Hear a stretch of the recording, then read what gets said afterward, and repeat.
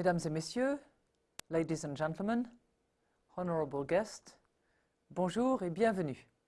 Je suis un peu votre invité surprise. J'avais eu l'année dernière le grand plaisir de recevoir à Paris en juin dernier l'Union des banques arabes pour leur sommet international et je suis heureuse de me retrouver parmi vous, tout simplement pour vous indiquer ce que le gouvernement français a déjà accompli pour améliorer la situation de Paris comme place financière et comme place d'accueil pour la finance islamique et surtout ce que nous envisageons de faire et qui sera prochainement en place. Je vous avais dit l'année dernière, lorsque nous nous étions vus, je vous avais dit que nous allions améliorer la situation. Et je crois que nous avons déjà réalisé beaucoup. Nous avons supprimé l'impôt de bourse, nous avons créé le nouveau compartiment de l'Euronext, nous avons simplifié les règles pour les rendre tout simplement un peu plus conformes aux standards internationaux et faire de Paris une place plus attractive. Alors, évidemment, aujourd'hui, votre séminaire s'ouvre dans un contexte bien différent. Et je remercie ici la Chambre franco-arabe d'avoir organisé cette réunion. Elle me paraît légitime, elle me paraît particulièrement appropriée dans ce contexte de crise que nous vivons. Vous avez tout lu sur la crise, vous savez tout de cette crise et certains d'entre vous la subissez. Moi je crois que c'est une crise des excès, une crise de ce que les Grecs appelleraient l'hubris. L'excès de crédit aux États-Unis, l'excès de leverage, vous le connaissez bien, l'excès de volatilité que l'on observe actuellement sur tous les marchés, l'excès de cupidité de la part de ceux qui ont pensé faire de bonnes affaires trop vite, et puis sans aucun doute l'excès de sophistication aussi.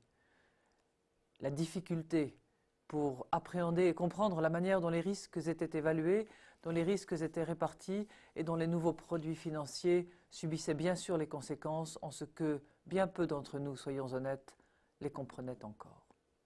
Alors en face de cette crise de tous les excès, le président de la République a souhaité faire des propositions. Il a fait des propositions avec l'énergie que nous lui connaissons tous et il a convaincu l'ensemble de ses collègues du G20 de se réunir à Washington sous l'autorité et à l'invitation du président des États-Unis pour tout simplement ramener un peu de mesure dans cette hubris et remettre un peu les choses à leur juste place. Et à cet égard, la finance islamique présente bien des avantages en ce qu'elle condamne la spéculation et en ce qu'elle condamne le hasard. Plus précisément, le gharar et le massir, qui sont l'un et l'autre néfastes, qui ne sont pas les bienvenus dans la finance islamique.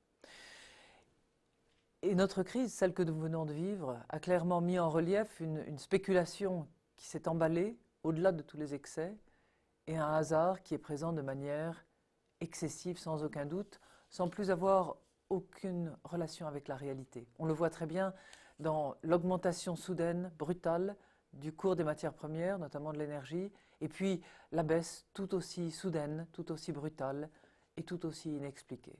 Nous avons essayé de comprendre ces mouvements spéculatifs et nous nous sommes les uns et les autres, qu'il s'agisse de la Banque centrale européenne, du Fonds monétaire international, des autorités des différents États, nous nous sommes bien souvent heurtés à une grande opacité, à une grande obscurité.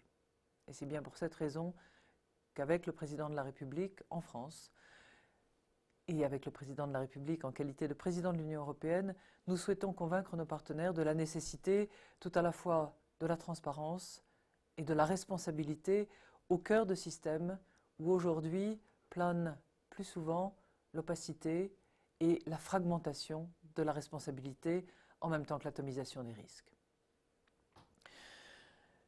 Je souhaite évidemment vous convaincre non seulement de cette extraordinaire détermination à convaincre et de notre bonne volonté pour engager ce combat-là, qui nous paraît déterminant, mais ce serait mentir que de vous dire que je ne suis là que pour cela. Je souhaite évidemment vous convaincre de ce que Londres n'est pas le seul point de passage obligé de la finance islamique, quelque respect que l'on ait pour cette grande place, mais que Paris est aussi une grande place financière et qu'en matière de finance islamique, nous sommes très désireux d'accueillir ceux d'entre vous ou ceux d'entre vos clients qui souhaiteriez une alternative. Alors, nous avons déjà engagé un certain nombre de travaux. Avec le sénateur Marini, nous avons, vous le savez, depuis maintenant quelques mois, engagé la réflexion sur les obstacles qui s'opposent à la finance islamique et nous l'avons fait au sein du haut comité de place que j'ai lancé il y a maintenant 18 mois. Dans la foulée, l'autorité des marchés financiers, que je souhaite saluer ici, a créé un régime adapté au développement de fonds d'investissement respectueux des prescriptions de la charia. L'association Paris Europlace, dont je tiens là aussi à souligner l'engagement, a publié le rapport d'Eliès Chouini et d'Olivier Pastré, que je salue s'ils sont présents dans la salle, pour leur énorme contribution à une meilleure compréhension des mécanismes et des exigences de la finance islamique. Enfin, votre rendez-vous désormais annuel est également témoin de cette mobilisation collective. Mais je suis déterminé à ce que nous allions plus loin. J'ai constitué auprès de moi, depuis le mois de septembre, un petit groupe d'experts en matière juridique et fiscale. Car je le sais, c'est dans la sécurité, dans la prévisibilité, que nous pouvons construire une relation de partenariat. Aucune opération de finance, qu'elle soit islamique ou autre, ne verra le jour, ne prospérera sur notre territoire si les opérateurs sont d'une certaine manière incertains sur les contours juridiques et sur le régime fiscal qui s'applique à leurs opérations.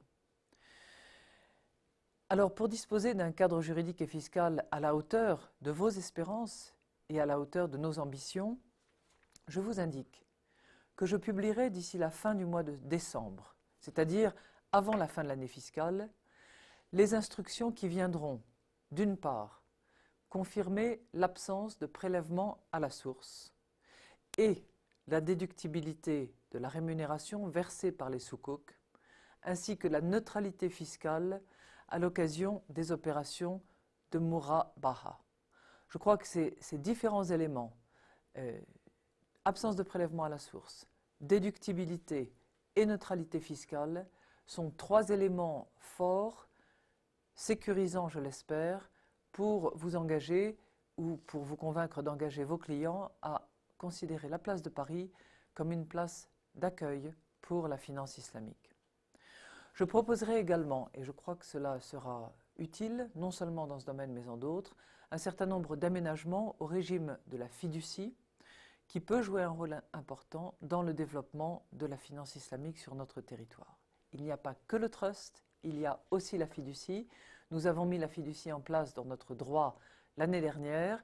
Nous devons peut-être l'améliorer à la marge, le raffiner pour qu'il soit tout simplement un instrument juridique utile. Et puis j'ajoute évidemment que pour celles des banques qui souhaiteraient porter cette activité, qui souhaiteraient réaliser des opérations conformes aux dispositions de la charia, eh bien le territoire français est évidemment prêt à les accueillir et les engage à considérer le territoire français comme une terre d'accueil. Voilà, mesdames et messieurs, ce que je souhaitais vous indiquer, vous faire part de notre satisfaction de vous réunir à Paris, vous engager à considérer la place de Paris comme une véritable place d'accueil, ouverte à vos réflexions, ouverte à vos suggestions. En attendant, nous allons évidemment continuer à travailler. Je vous l'ai dit, avant la fin du mois de décembre, les instructions fiscales seront publiées et nous aurons un cadre juridique et fiscal qui sera sécurisé et stabilisé. Je vous remercie et je vous souhaite d'excellents travaux.